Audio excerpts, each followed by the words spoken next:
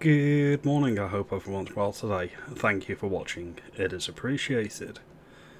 Keir Starmer and the Labour Party, I don't think they are actually serious about winning the next election.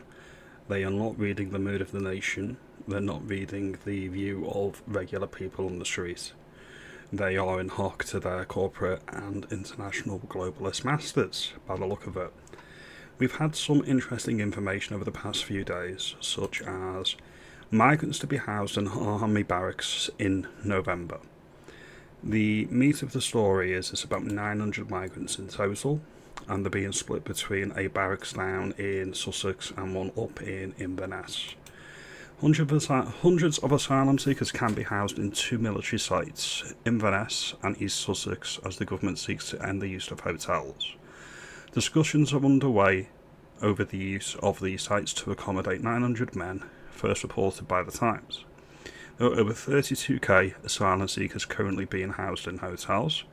Prime Minister Keir Starmer told the BBC that he told the Home Office and Ministry of Defence to go faster and further to locate appropriate military sites.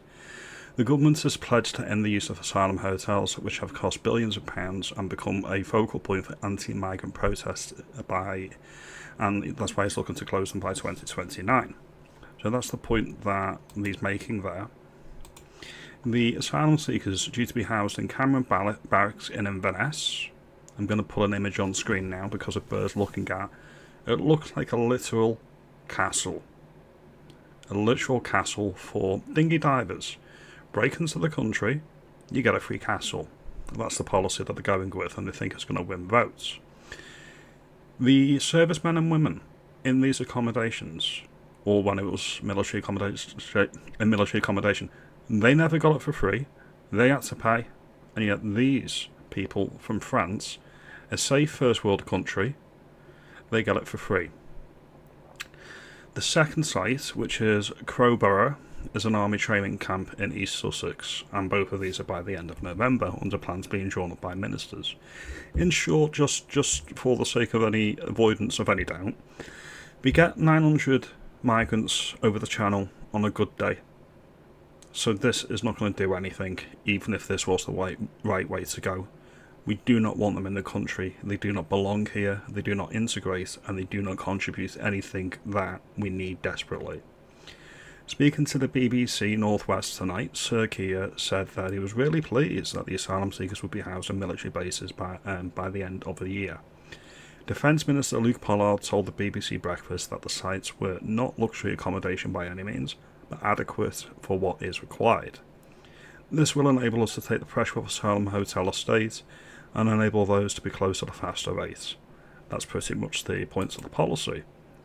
We had this numpty on TV this evening on Question Time trying to defend the government stance.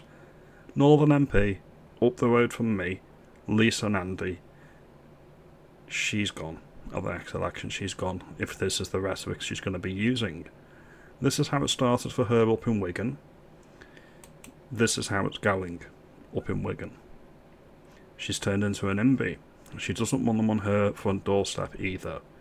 This is what we deal with on a daily basis. They deal with policies in the abstract, not in the real life detail of people on the street, which is why they are universally hated. Then she went on to Question Time yesterday, and this is what she had to say. Town where we were some of the earliest places to get asylum hotels under the last government, and it has been an absolute disaster. We've had people, very vulnerable people in our town who've been put there with no notice. Just to be clear, she's not referring to anybody natively of the United Kingdom. We're not vulnerable, we're not in need, but the people who are voluntarily entering the country illegally from a safe third country, in this case France, they're the priority for the government, they're the priority for the Labour Party. Always remember that. To the local community, to the police, to the members of parliament, to the council. We've had far-right racists outside protesting. If you've been to one of these hotel asylum protests anywhere in the United Kingdom, Labour Party line is, you are far-right racist or a bigot. That's their view of you. This is greatly, greatly insulting to the vast majority of decent, working class people all over this United Kingdom, and this is the calibre of person they want representing you. Shut down any criticism. The policy is not at fault. You're at fault for noticing. We've had a media circus come to town when people are trying to go about their daily lives, and we've had people being locked into their hotel rooms and confined to their rooms for many, many hours at a time. See, it's all about the well-being of these third worlders that are being imported into the country from France. It's all about the sweet, delicate little feelings, and it's all about how hard done to they are. Cry me a river. We are £3 trillion in the hole in debt. We cannot afford this. Make the arguments on the basis of fiscal responsibility. You don't have to get into cultural differences. You don't have to get into anything other than we are skins. And left there for a really long time with no real hope of getting a decision on their asylum claim and either being able to move on with their lives, work, contribute. Is this what you mean by contribute, Lisa? Let's just be clear on this. Is this what you mean by contribute? This is from Jonathan Wong. If you read the Sky News headline, 3 men charged with child sexual offences in Rochdale. If you listen to Jonathan Wong, it's Naveed Anwar, 41, Mohammed Abdul Sami, 44, and Dilwar Ali, 45. They're responsible. Nice British sounding names, I'm sure you'll all agree. Is this what you mean by contributing to the United Kingdom, Lisa? Is this what you mean? To the UK, or being removed from the UK if they've got no right to be here. So what makes you think it's going to be any different with these barracks? I mean, Labour was very critical about the Conservatives when they put people in army barracks, and the barracks in Inverness, for example, it's right in the middle of the city. Look. And it's a literal castle, a literal fort, and they're giving it for free.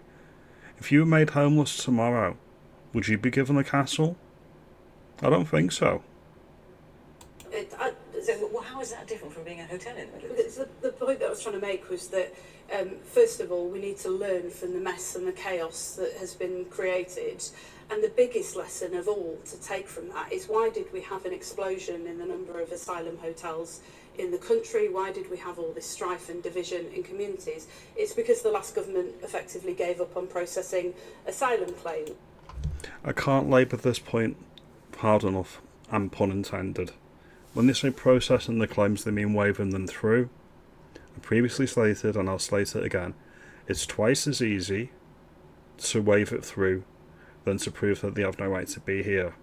The people processing these claims are incentivised to do that. The more the merrier. That's the mantra that they've got. They want to get as many through as possible. They probably get bonuses and all sorts of incentives to do that rather than reject people. Remember this. So, Right on cue, the clapping seals because the audience is curated. It's not representative of the public, it's representative of the MPs in Parliament. Always remember that as well. so you've got people languishing for years who could contribute to our country, and you've got all this chaos going on in communities. The single biggest thing that we've done that will make a difference to that is to process asylum claims again. We've doubled the rate at which those decisions. So essentially all you're saying is, if you notice you're a bigot, we're going to put them in castles instead of hotels. You're going to be paying for it, and if you notice, well, you're the problem, we're going to shut you down and cut you off, and that's the end of that. That's the mantra from Labour. That's the only policy that they've got. They're not serious about stopping it. They just want to downplay the optics so you don't notice quite as much. That's all they literally want to do. The good news for the North and the UK in general is this is going to be a one-term Labour government. Lisa Nandy, if you look at her seat in Wigan, her majority is less than Mike Amesbury, who was my MP in Runcorn and Helsby, who lost their seat to Reform this year. This is one of the seats up in the North that that Reform came second in last year's general election. She's gone. That's the positive. The entire North will remember. The North remembers, and we're not going to forget. All of these useless MPs are going to be gone. That's the hope I bring you. So when Keir Starmer's wheeling these people out, keep on doing it. Do it all the time. There's nothing going on between the head. If they had any semblance of creative thinking or independent thinking, they wouldn't be a Labour MP. Now, if you like this video and you think the entire North is going to go to reform, let me know. Consider liking and subscribing. I will see you in the next video. Have a good day.